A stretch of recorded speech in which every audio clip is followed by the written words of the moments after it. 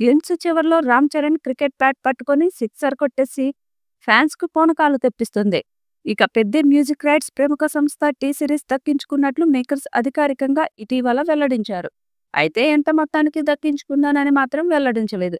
ఇక ఈ సినిమాలో ఓ సీక్వెన్స్ కోసం నెగటివ్ రీల్ వినియోగించనున్నట్లు రత్నవేలు గతంలో తెలిపారు.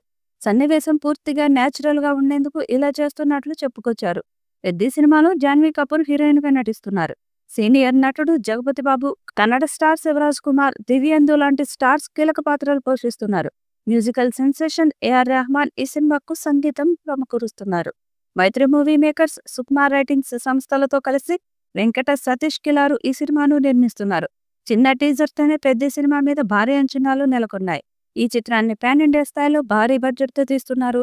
వచ్చే ఏడాది ఈ సినిమా విడుదల కానుంది. ట్రిపుల్ ఆర్ తర్వాత వరుసగా ఫ్లాప్ అందుకున్న చరణ్ పెద్ద సినిమాతో బ్లాక్ బస్టర్ కొడతాడేమో చూడాలి.